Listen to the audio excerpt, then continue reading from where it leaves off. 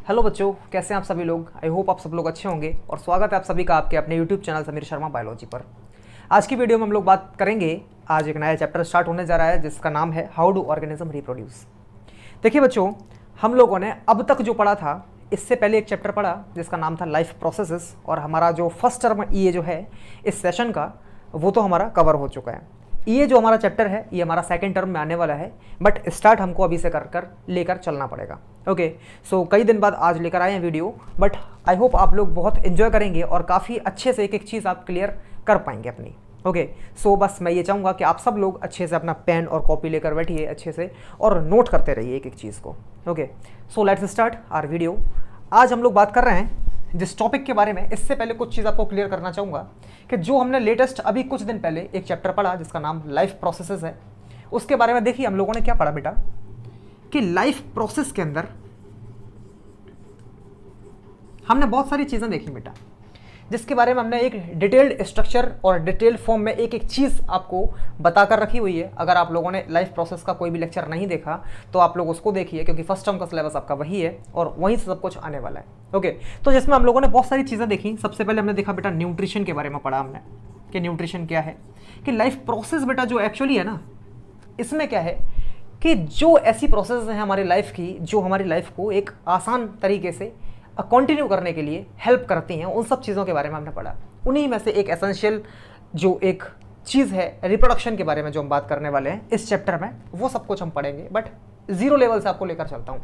आपने न्यूट्रिशन के बारे में जाना, आपने ट्रांसपोर्टेशन के बारे में जाना, लास्ट चैप्टर यानी कि जो लास्ट लाइफ प्रोसेस पढ़ा इसमें ट्रांसपोर्टेशन के बारे में जाना, रेस्पिरेशन के बारे में जाना, ओके, एक्सक्रीशन, ओके, तो कई सारी चीज़ें हमने देखी।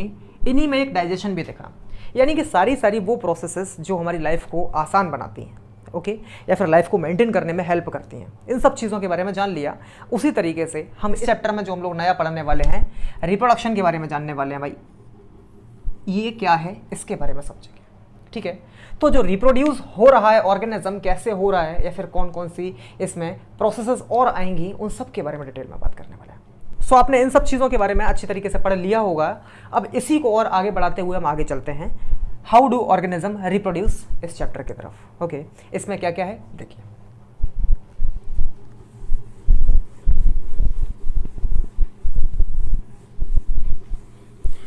देखिए इसमें सबसे पहले तो भाई जो बात करी गई है रिप्रोड्यूस या फिर रिप्रोडक्शन, ओके, कि रिप्रोडक्शन क्या है।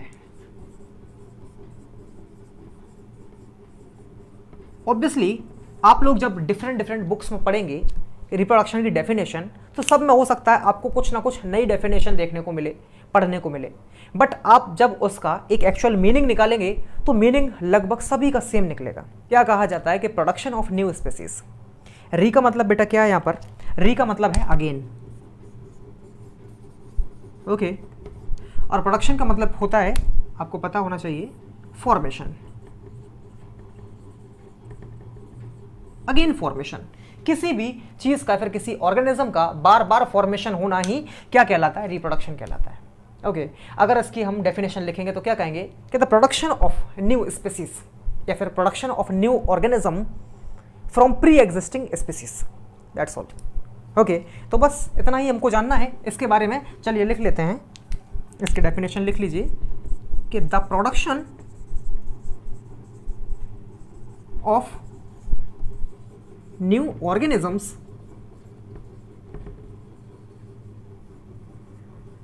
From pre existing organisms of same species. ध्यान से देखिए मैंने क्या लिखा है कि the production of new organism, के नए ऑर्गेनिजम्स का प्रोडक्शन होना, किससे होना, प्री एग्जिस्टिंग ऑर्गेनिज्म, जो ऑलरेडी पुराने ऑर्गेनिजम्स हैं उन्हीं से नया का फॉर्मेशन या फिर प्रोडक्शन हो जाना, बट सेम स्पीसीज के। आई होप आपको समझ में आ गया होगा कि species should be same, but जो प्रोडक्शन हो रहा है किसी भी नए ऑर्गेनिज्म का वो किससे हो रहा है, पुराने ही ऑर्गेनिज्म से हो रहा है। मान लीजिए मान क्या लीजिए, ये जो रियलिटी है वही बता रहा हूँ कि अगर आपको ये पता है कि भाई अगर एक कैट है तो उसका बेबी कौन होगा, वो भी बाद में कैट ही बनेगा। एक ह्यूमन है तो ह्यूमन का बेबी बाद में कौन होगा, ह्यूमन ही होगा ऑफ कोर्स। एक एलिफेंट अगर है तो इसका बेबी भी कौन होगा बेटा, एलिफेंट ही होगा। ऐसा नहीं है कि ह्यूमन का बेबी एलिफेंट हो जाएगा। और ये जो कुछ भी है इसमें क्या है कि कुछ जीन्स क्रोमोसोम्स का फैक्टर है, जो कि जैसे जैसे आप क्लास आगे बढ़ते चले जाएंगे, एक एक स्टेप बाय इस चैप्टर को मैं पढ़ाता चला जाऊंगा, आपका एक एक चीज़ क्लियर होती चली जाएगी। ओके, बस थोड़ा सा आपको समझदारी से काम लेना है और एक एक चीज़ को कैप्चर करते चले जाना है, नोट करते चले जाना है। ओके, तो ऐसा क्यों हुआ, इन सब के बारे में हम डिटेल में बात करने वाले हैं। सो फर्स्ट ऑफ ऑल बेटा, हम लोग रिप्रोडक्शन के बारे में तो समझ चुके हैं, अब हम इसके टाइप्स के बारे में चलते हैं कि टाइप्स ऑफ रिप्रोडक्शन, कि कितने टाइप्स का रिप्रोडक्शन होता है। ओके, चलिए देखते हैं। तो इनको नोट करते रहिए आप लोग, एक एक चीज़ बहुत इंपॉर्टेंट है बेटा।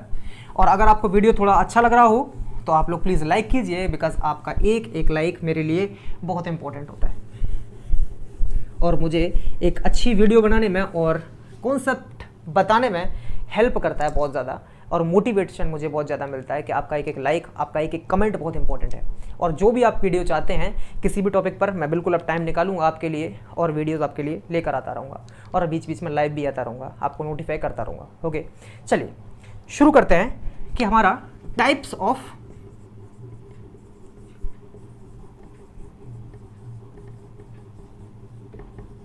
रिप्रोडक्शन। ओके बच्चों, रिप्रोडक्शन के टाइप्स देखते हैं।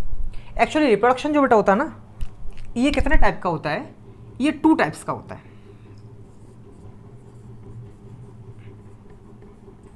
ठीक है, अब रिप्रोडक्शन 2 टाइप्स का होता है बेटा, कौन कौन सा, एक हो जाता है आपका एसेक्सुअल रिप्रोडक्शन और एक हो जाता है आपका सेक्सुअल रिप्रोडक्शन। ओके, अब ये एसेक्सुअल क्या है और सेक्सुअल क्या है, ओके, इसको थोड़ा ध्यान से समझिए क्योंकि एक एक चीज बहुत इंपॉर्टेंट होती है, मैं बार बार आपसे बोलता हूं। ओके, ये जो आपका एसेक्सुअल रिप्रोडक्शन होता है ना बेटा, ये अपने आप में कई सारे टाइप्स का होता है। तो टाइप्स हम थोड़ी देर में बात करने वाले हैं, कई सारे टाइप्स इसके आने वाले हैं, इनके बारे में हम बाद में बात करेंगे। बट सबसे पहले समझ लीजिए कि एसेक्सुअल रिप्रोडक्शन क्या है।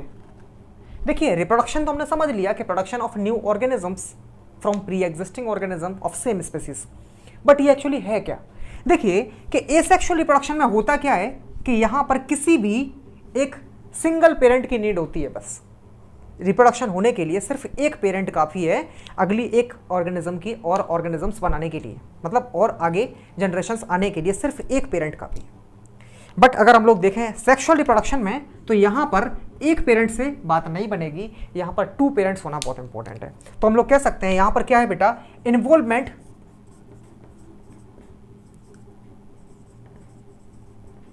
Of only a single parent. यहां पर सिर्फ सिंगल पेरेंट यानी कि एक पेरेंट होगा, उस ही से आगे और ऑर्गेनिजम्स आ सकते हैं।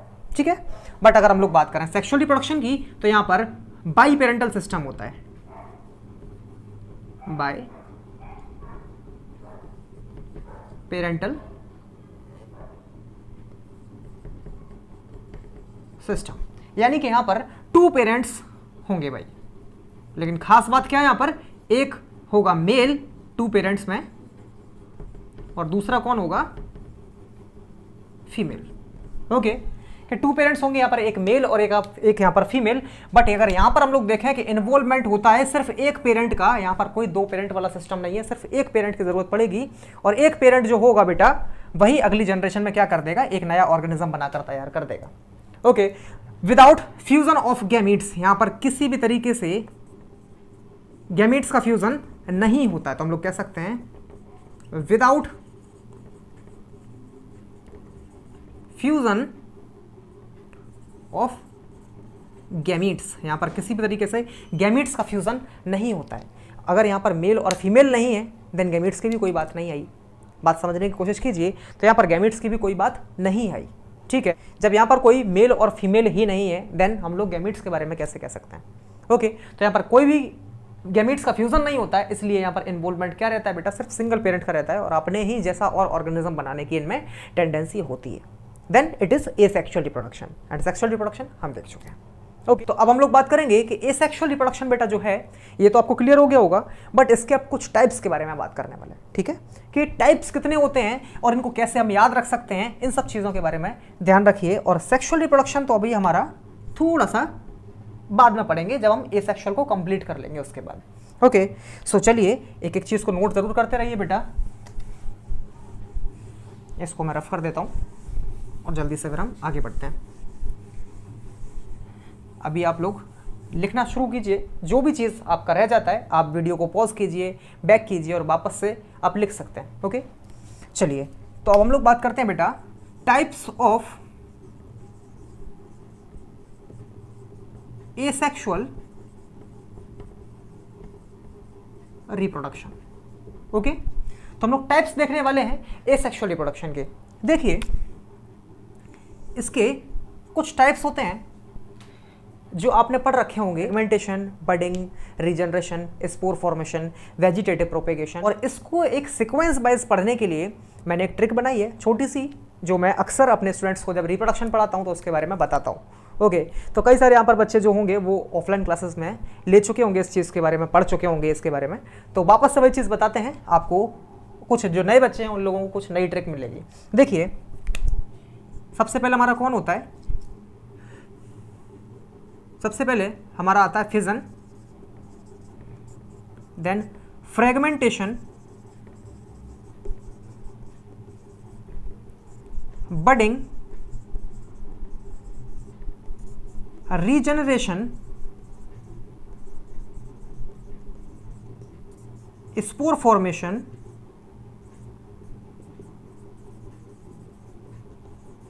And vegetative propagation.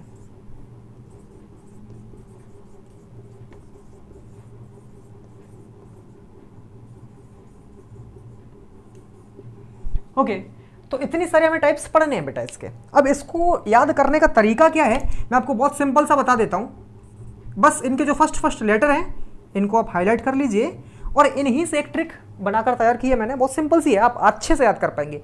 देखिए कोई भी चीज़ जो होती है ना, और जिसको हम लंबे समय तक याद करना चाहते हैं, उसकी एक छोटी ट्रिक ये होती है कि जब हम कोई चीज़ एक साथ आसानी से देखते हैं ना तो प्रॉब्लम आती है।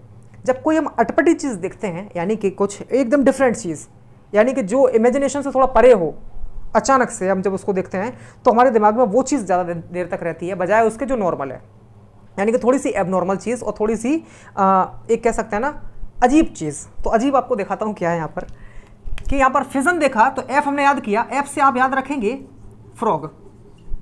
ओके, उसके बाद हमने देखा एफ, इससे याद रखिए फ्रॉक। तो फ्रॉग, फ्रॉक पहनकर, यानी कि फ्रॉग ने पहले फ्रॉक पहनी, यानी फ्रॉग ने फ्रॉक पहनकर। उसके बाद बी फॉर बस, बस में बैठकर। ओके, फ्रॉक पहनकर बस में बैठकर। आर फॉर रीजनरेशन, बट यहां पर हम क्या ध्यान रखेंगे, बैठकर ऋषिकेश,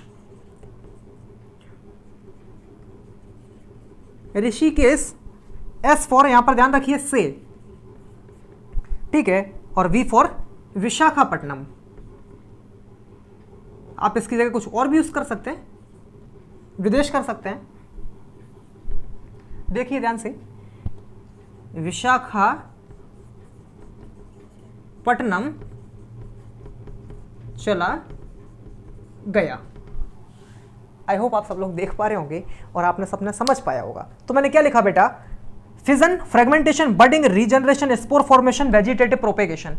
तो मैंने यहां पर बताया फ्रॉक पहनकर बस में बैठकर ऋषिकेश से विशाखापट्टनम चला गया। अब आपको ये चीज़ तो दिमाग में रहेगी कि फ्रॉग ने पहले फ्रॉक पहनी, उसके बाद बस में बैठा, ऋषिकेश से विशाखापट्टनम चला गया। थोड़ी अटपटी चीज़ है यार कि फ्रॉग ने पहले फ्रॉक पहनी, है ना। तो जो अटपटी चीज़ें होती हैं वो हम लोग जल्दी अच्छे से याद कर पाते हैं, और यही आपका एक सीक्वेंस हो गया बेटा कि fission, fragmentation, budding, regeneration, spore formation, vegetative propagation. ये सब क्या है, इन सब के बारे में बहुत डिटेल में बताने वाला हूं कि बेटा कि फिजन क्या है, फ्रेगमेंटेशन क्या है, बडिंग क्या है, रीजनरेशन क्या है, spore formation, vegetative propagation with examples. और बहुत आपको मजा आने वाला है, एक एक चीज़ बहुत क्लियर बताऊंगा, तो आपको बुक की ज़रूरत ज़्यादा नहीं पड़ेगी, ठीक है। क्योंकि बुक हम जब पढ़ते हैं तो कई सारी चीज़ें ऐसी होती हैं, बच्चे पढ़ते पढ़ते उसको रोक देते हैं क्योंकि भाई समझ में नहीं आता है, यहाँ पर चीज़ें वही होंगी लेकिन आसान तरीके से होंगी। ओके, सो आई होप आप लोगों को समझ में आ रहा होगा। मैं इस लेक्चर को बहुत लंबा नहीं करूँगा, सिर्फ इंट्रोडक्शन था। एक इंट्रोडक्शन को हम बहुत ज़्यादा डिटेल में आगे लेकर चलेंगे, तो एक एक लेक्चर आप लोग बिल्कुल मिस मत कीजिए और थोड़ा थोड़ा आगे करके पढ़ते चले जाइए और नोट ज़रूर करते जाइए। ओके, सो आई होप आपने वीडियो एंजॉय किया होगा। अगर आपने एंजॉय किया हो तो प्लीज़ एक लाइक ज़रूर कीजिए और कमेंट कीजिए कि आपको वीडियो कैसा लगा। एक एक कमेंट आपका इंपॉर्टेंट होता है मेरे लिए, एक एक लाइक इंपॉर्टेंट होता है। और अपने दोस्तों को भी शेयर कर लीजिए ताकि वो लोग भी आराम से इसको पढ़ सकें और एक एक चीज़ कंप्लीट कर सकें। So thank you so much, जल्दी से मिलेंगे, bye bye and take care.